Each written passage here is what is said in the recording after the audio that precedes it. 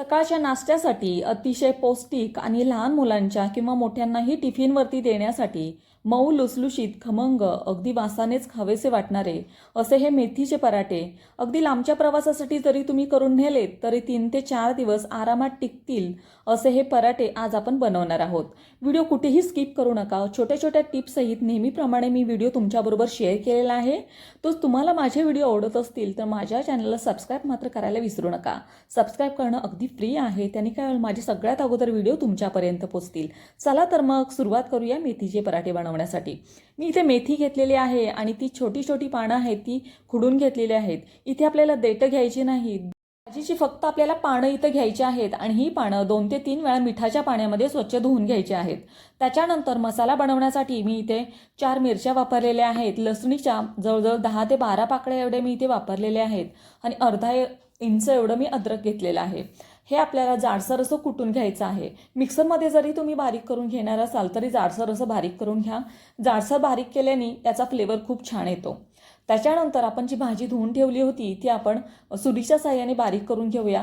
जास्त बारीक करू नका, जाडसर अशी आपल्याला कापून घ्यायची आहे।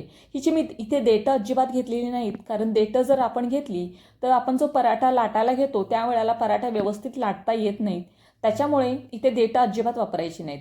तर हे आपण व्यवस्थित असं बारीक करून घेणार आहोत।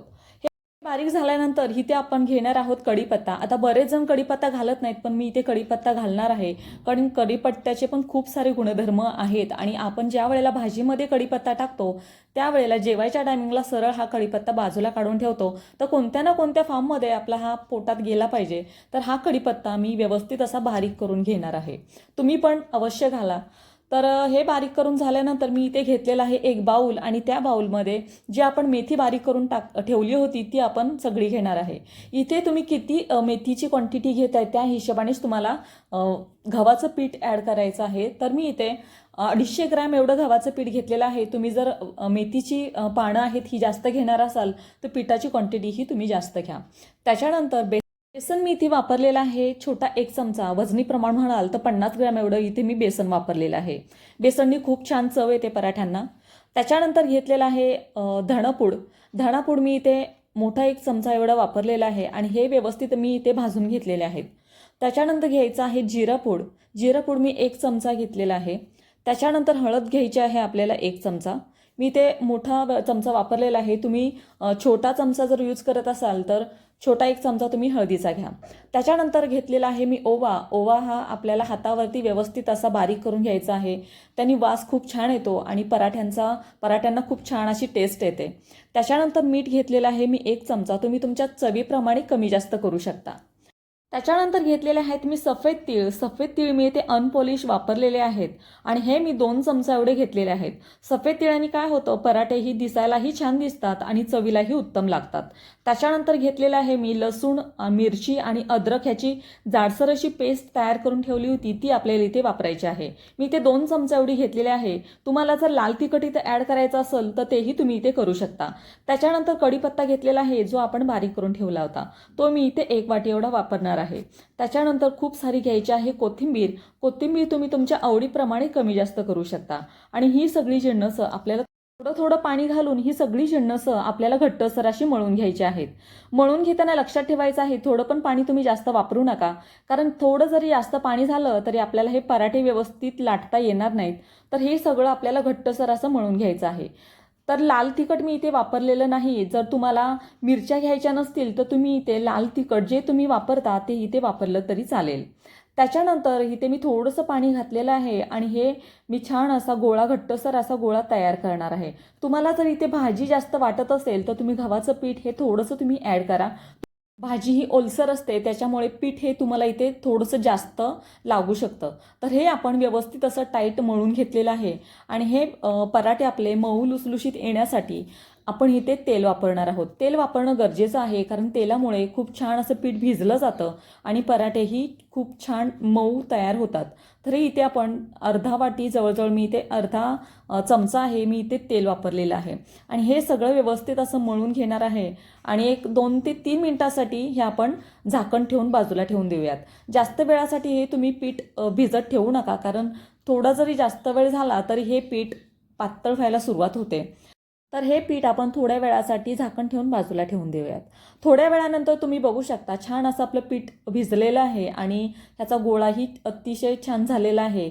अगदी व्यवस्थित मळून तयार झालेलं आहे आपलं पीठ आणि ह्याला परत थोडंसं तेल लावून आपण मळून घेणार आहोत. तर तुम्हाला ज्या साईजमध्ये तुम्ही पराठे बनवणार आहात, मोठे छोटे, त्या साईजमध्ये तुम्हाला गोळे तयार करून घ्यायचे आहेत. गोळेही तुम्ही सगळे तयार करून घ्या, कारण नंतर मग गडबड होण्यापेक्षा तुम्हाला ज्या साईजमध्ये पराठे तुम्ही बनवणार आहात त्या साईजमध्ये तुम्ही गोळे तयार करून घ्या. तर मी ह्या साईजमध्ये सगळे गोळे तयार करून घेतलेले आहेत. तुम्ही तुमच्या आवडीप्रमाणे तुम्ही पराठ्यांचा आकार बनवू शकता. तर हे सगळे गोळे तयार करून ठेवले की आपल्याला पराठे लाटायला इझी जातात, गडबड होत नाही. तर अशा पद्धतीने तुम्हीही सगळे गोळे तयार करून घ्या. तर मी इथे तुम्हाला काही पराठे लाटून दाखवते. मी इथे एक उंडा घेतलेला आहे आणि त्याला पीठ लावून मी इथे तुम्हाला पराठा लाटून दाखवणार आहे. पराठे आपल्याला अगदी पातळ लाटायचे आहेत, जाडसर असे पराठे ठेवायचे नाहीत, कारण ते खाताना मग पिठासारखं लागतं.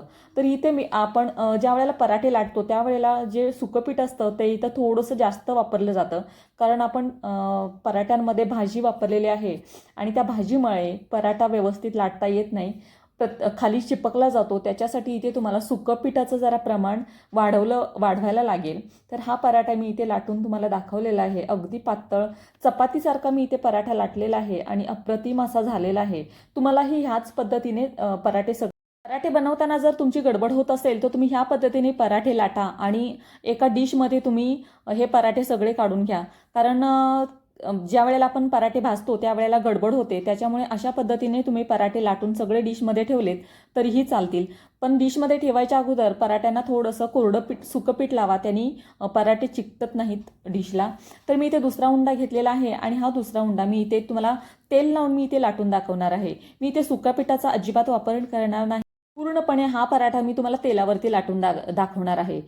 तुम्ही जर घट्टसर असं पीठ मळलेलं असेल तुमचं, तर तुमचे पराठेही तुम्ही तेलावरती पण लाटू शकता. अजिबात चिपकत नाहीत आणि अतिशय छान तयार होतात. अगदी मऊ लुसलुशीत असे पराठे तयार होतात. तर तुम्ही बघू शकता खूप छान असा आपला पराठा तयार झालेला आहे लाटून. आणि ह्या पद्धतीने तुम्ही जर सगळे पराठे लाटून तयार केलेत तर भाजायलाही जास्त वेळ लागत नाही. अगदी आपले पराठे 5 ते 10 मिनिटात सगळे भाजून तयार होतात. जर तुम्ही डिशमध्ये ठेवत असाल तर हे पराठ्यांना अगोदर थोडंसं पीठ लावा, त्यांनी पराठे डिशला चिपकत नाहीत. तर हे बघा, मी 2 तुम्हाला पराठे दाखवलेले आहेत लाटून आणि ह्या पद्धतीनेच तुम्हाला अगदी पातळ पराठे बनवून तयार करायचे आहेत. आणि हे आता आपण भाजून घेऊया. तर भाजण्यासाठी मी ते गॅसवरती तवा ठेवलेला आहे आणि तव्याला व्यवस्थित असं तेल लावून घेतलेलं आहे, कारण ज्या वेळेला आपण पहिला पराठा टाकतो त्यावेळेला चिपकला जातो. तर व्यवस्थित तेल लावल्यानंतर अजिबात चिपकत नाही. तरी मी इथे पराठा टाकलेला आहे आणि पराठा पटकन उलटायचा नाही चपातीसारखा, एक थोडा वेळ थांबायचं. अगदी थोड्या वेळाने आपल्याला हे पराठे दोन्ही बाजूनी खमंग असे भाजून घ्यायचे आहेत. भाजताना गॅसचा फ्लेम हा मोठाच ठेवा, कारण लो टू मीडियमवरती जर तुम्ही हे पराठे भाजले तर पराठे कडक होतात. तर मी दोन्ही बाजूनी छान असे भाजून घेतलेला आहे पराठा आणि त्याला मी तूप लावून घेत आहे. तुम्ही तुमच्या आवडीप्रमाणे बटर इथे वापरलं तरी चालेल.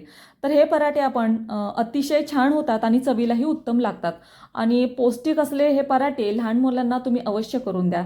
आणि मोठ्यांनाही जरी तुम्ही टिफिनवरती वगैरे छोट्या मुलांच्या दिले तरी अतिशय चवीने खातील. तर हा आपला पराठा भाजून तयार झालेला आहे. ह्या पद्धतीनेच तुम्हाला दुसरे पराठे पण भाजून तयार करायचे आहेत आणि मी इथे तुम्हाला दुसरा पराठाही अगदी ह्याच पद्धतीने भाजून दाखवणार आहे. जर तुम्ही पराठ्यांना तूप लावत असाल तर ज्या वेळेला आपला पराठा भाजून तयार होतो त्याच वेळेला तुम्हाला तूप लावायचं आहे, नाहीतर तूप हे सगळं करपून जातं. तर हे आपले पराठे तयार झालेले आहेत आणि छान असे पराठे बनवून रेडी झालेले आहेत. अगदी मऊ लुसलुशीत आपले पराठे तयार झालेले आहेत. तुम्हाला ही रेसिपी कशी वाटली मला एकदा कमेंट बॉक्समध्ये नक्की सांगा.